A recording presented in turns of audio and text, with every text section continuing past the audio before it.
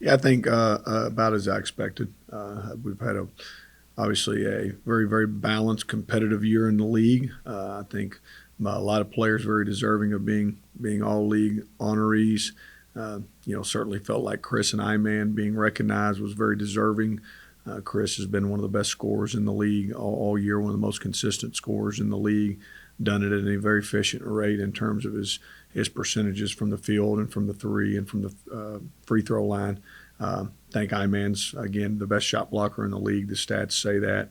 I think we're a different defensive team when he's out there.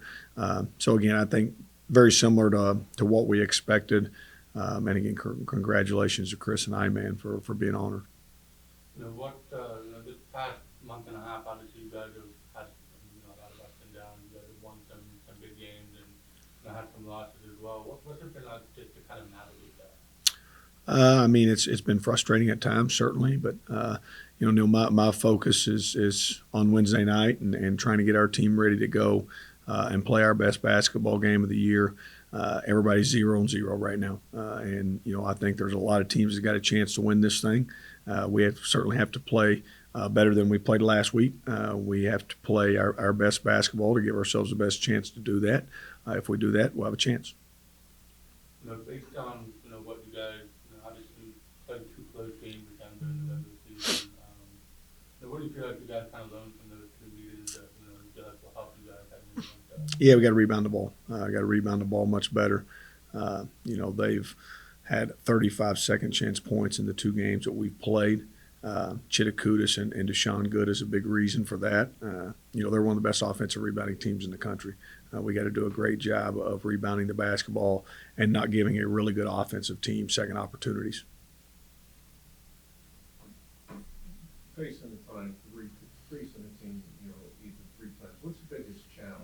I mean, they won, two of them. So, what's the challenge, from your perspective? Yeah, I think getting our guys to understand, why we had success at times during the games that we did, and why we, didn't have success at times during the game. If you go back and evaluate the second half of our home game, they scored 4 points the first 10 minutes of the second half, and that allowed us to go on a pretty significant run over that period. What we have to do better is we have to rebound the ball. We have to be elite guarding them in the post. Our screen defense has got to be excellent because they're going to constantly challenge you in off-ball screening. Offensively, we got to take care of the basketball. We got to execute our stuff at a high level. And again, this is a team that we've been up double figures on both times we played them. And again, we understand how good they're playing right now, and they're playing like a team that's capable of winning this thing again. So we'll have to be ready to go, play with great urgency on every possession. Speaking of those frustrations that you talked about and just the consistency that you guys have been trying to strive for over the past month and a half, I mean, at times has it felt like when you guys take one step forward, it's almost two steps back, pretty soon after that at times?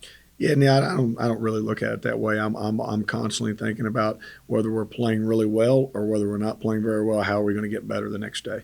And that's again continuing to do that this week, working on areas that we know need improvement, continuing to fine tune the things that we're doing well, putting all of our effort and focus on this Robert Morris team. We didn't even watch the tape from Green Bay.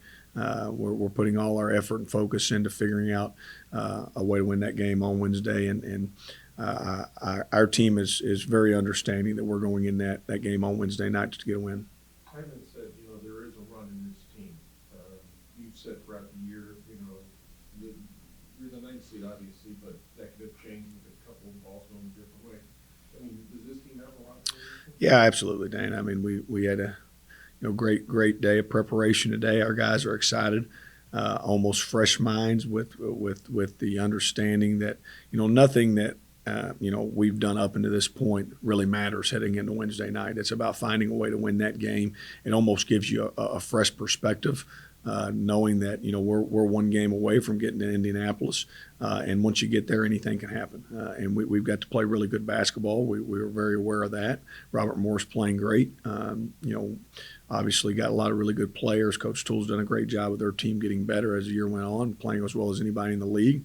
But again, we know that our best is good enough. From travel standpoint, I mean, here over Cleveland State is the shortest, not that you're happy with the draw, but for travel purposes, you know? Yeah, it makes it the travels makes it nice. Just being right up the road, and we have a certain allotment of tickets, and obviously being so close, we'll be able to use those and have some fans in the stands, whether that's parents or our supporters. It's going to be a great atmosphere. The game's already sold out. And it's going to be a big time college basketball atmosphere that we're excited about.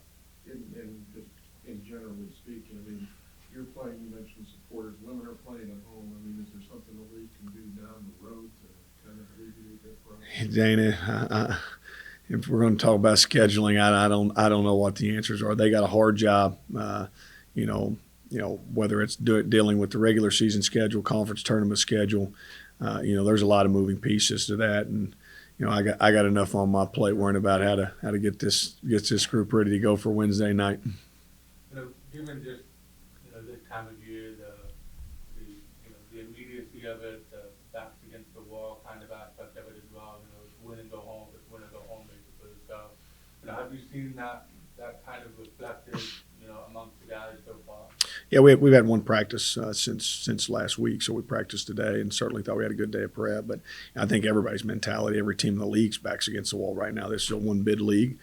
This is a league that if you don't play your best basketball in March, your season's over, and that's not just for us; that's for every other team in the league. So the urgency of conference tournament play in a one-bid league like ours is certainly going to ratchet up.